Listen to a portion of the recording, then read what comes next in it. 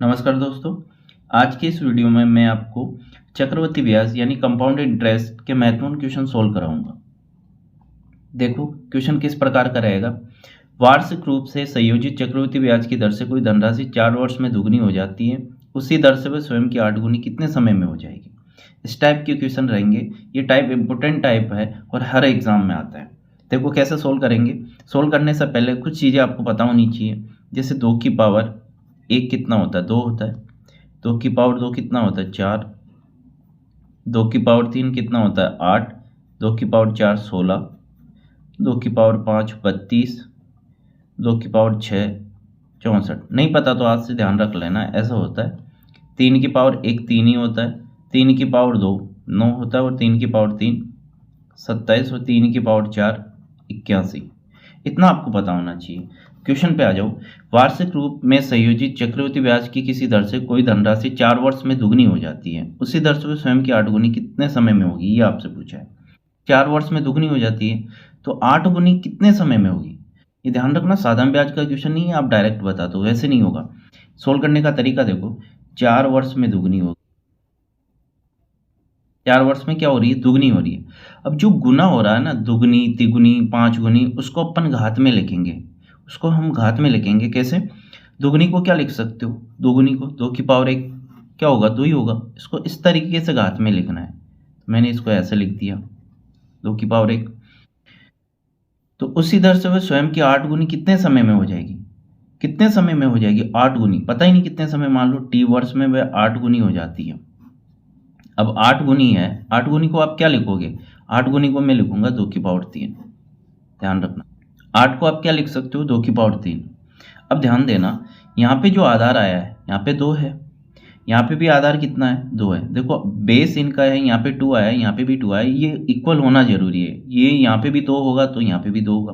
यहाँ पे मान लो 3 होता आधार, जैसे 3 की पावर 1 होती, तो यहाँ पे जरूरी नहीं है पावर समान हो, 3 की पावर कुछ भी हो सकती है, बट यहाँ पे भी 3 होता। क्वेश्चन में मैं 4 क्वेश्चन लेके आया हूँ, आराम से क्लियर हो जाएगा। क्या करा आपने, 4 वर्ष में दुगनी, तो 2 की पावर में जो गुना दे रखा है उसको पावर में रखना है, चाहे से वो 2 की बने, 3 की बने, 4 की बने, किसी में भी बने। तो 4 वर्ष में दुगनी तो 2 की पावर 1 लिख सकता हूँ। कितने वर्ष में वह 8 गुनी हो जाएगी, तो 8 को मैं 2 की पावर 3 लिख सकता हूँ। अब करना क्या है, अब इसको क्रॉस मल्टीप्लाई कराना है। इस 2 को तो भूल जाओ, बेस है उसको भूल जाना है। टी 1 से गुणा होगा इसकी पावर से, तो टी गुणा 1 आएगा, और ये 4 3 से गुणा होगा तो 4 गुणा 3 आएगा। इनका क्रॉस मल्टीप्लाई कराओगे, टी गुणा 1 ये बराबर होगा इसके क्रॉस मल्टीप्लाई के। इसका क्रॉस मल्टीप्लाई इन दोनों का क्रॉस मल्टीप्लाई इन दोनों के क्रॉस मल्टीप्लाई के बराबर होगा, तो टी का मान आ जाएगा 12 वर्ष। ये आपका आंसर है। टी समय है, और समय किस में बताना आपको, वर्ष में बताना। कौन सा ऑप्शन दिख रहा है, बी ऑप्शन। आगे और क्लियर हो जाएगा। अगले क्वेश्चन पे आप चलो। कोई धनराशि किसी निश्चित चक्रवृद्धि ब्याज की वार्षिक दर से 3 वर्ष में 8 गुनी हो जाती है। देखो 3 वर्ष में, अब 8 गुनी है तो वही आप ये सोचना पड़ेगा कि 8 को मैं क्या लिख सकता हूँ, 2 की पावर 3 लिखोगे आप, ठीक है। तो तब वही धनराशि उसी चक्रवृद्धि ब्याज की दर से कितने वर्षों में 16 गुनी हो जाएगी। टाइम नहीं पता, मान लो टी वर्ष में 16 को क्या लिख सकते हो, मैंने अभी बताया 2 की पावर 3 कितना होता है 8, और 2 की पावर 4 कितना होता है 16। तो इसको मैं क्या लिखूंगा, 2 की पावर 4 16 को। अब देखो आधार समान हुआ ना, यहाँ पे 2 हो गया तो यहाँ पे भी आधार 2 ही है, उसकी घात अलग अलग हो सकती है।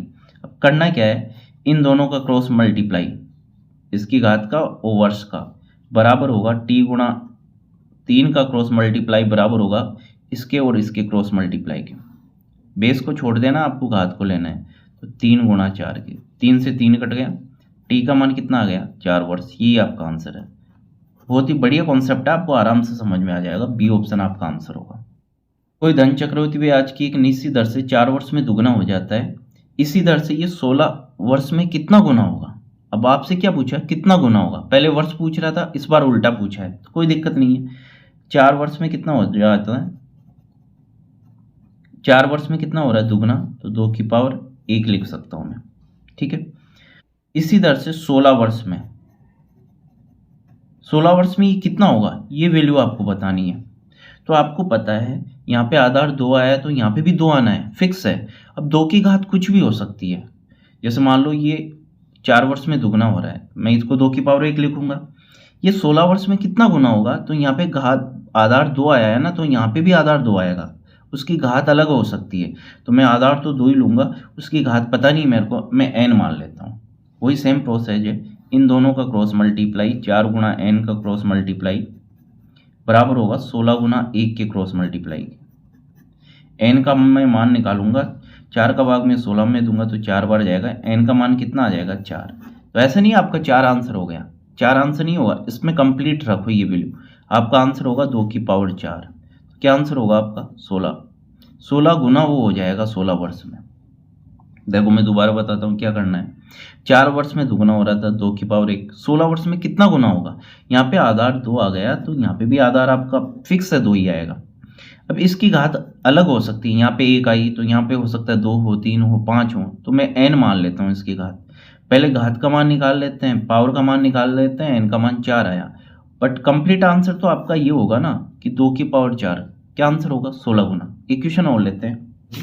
चक्रवृद्धि ब्याज पे दिया गया कोई धन 5 वर्ष में दुगना हो जाता है, 5 वर्ष में आपका हो गया दुगना, वही 2 की पावर 1, तो 15 वर्षों में उसी दर से कितना गुना हो जाएगा, 15 वर्षों में उसी दर से कितना गुना हो जाएगा, 15 वर्ष में कितना गुना हो जाएगा ये पूछा है। तो आधार तो वही 2 रहने वाला है, आधार तो वही 2 रहेगा, इसकी घात कुछ भी हो सकती है, मान लो n है, n का मान निकालो, और n का मान जो भी आपका आंसर आएगा 2 की पावर n आएगा, ये इतना गुना होगा, ये कंप्लीट ये गुना है, 2 की पावर n गुना होगा, इसमें n का मान रखेंगे, अपन आंसर प्राप्त कर लेंगे।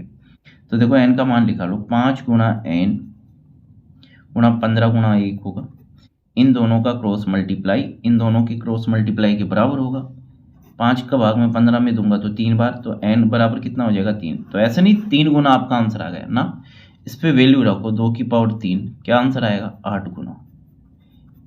आया समझ में, 8 गुना इसका आंसर होगा। चक्रवृद्धि ब्याज पे जमा की गई 12,000 की धनराशि 5 वर्ष में दुगनी हो जाती है, 20 वर्षों के बाद कितनी हो जाएगी। पहले तो ये देखो कितनी गुना हो जाएगी, बाद में देख लेंगे कि 12,000 का कितना बनेगा। 5 वर्ष में दुगनी होती है, 5 वर्ष में दुगनी होती है तो 2 की पावर 1 लिख सकता हूँ। 20 वर्षों में कितनी गुनी हो जाएगी, 20 वर्षों में, ये तो 5 वर्ष में पता नहीं, 2 की पावर n गुना हो जाएगी। 20 वर्षों में यही तो होगा, n का मान निकालो, 5 गुना n बराबर होगा 20 गुना 1 के, n का मैं मान निकालूंगा 5 को 20, n का मान कितना हो जाएगा 4। तो आपका आंसर क्या आएगा, 2 की पावर 4 गुना होगी, 2 की पावर 4 का मतलब 16 गुना होगी। अब 16 गुना हो गया आपकी राशि, जितनी भी राशि थी वो 16 गुना हो जाएगी। राशि कितनी थी 12,000, 12,000 है ना, 16 गुना हो जाएगी, मैं इसको 16 से गुना करा दूंगा। तो 12,000 को कंप्लीट 16 से गुना मत कराओ, ओनली फॉर 12 को 16 से गुना कराओ, 16 2 से गुना होगा तो कितना आएगा 32। कितने हासिल के रह गए, कितने कैरी करे 3, 16 ही कम 16 और 3 कितने हो गए 19, और 3 जीरो पीछे पड़े हैं, देखो 1 2 3। आपका आंसर क्या है 1,92,000। ये आपका आंसर कौन सा ऑप्शन दिख रहा है, डी ऑप्शन। तो ऐसे सोल्व करने हैं, कोई टफ क्वेश्चन नहीं थे, कॉन्सेप्ट आपको समझना है, प्रैक्टिस करनी है। जैसे मेरा समझाने का तरीका क्या होता है, हर क्वेश्चन को, हर टॉपिक को मैं कैसे समझाता हूँ।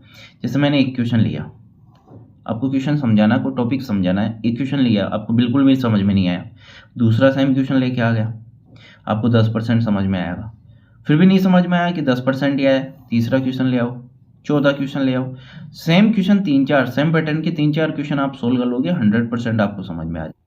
ऐसे टॉपिक का है, कोई सा भी आप टॉपिक ले लो, मैथ हो, रीजनिंग हो, कुछ भी हो, आप रेगुलर उसकी प्रैक्टिस, जितनी ज़्यादा प्रैक्टिस करोगे उतना ही ज़्यादा वो सही होता जाएगा, उतना ही अच्छा आप सीखते जाओगे। ठीक है।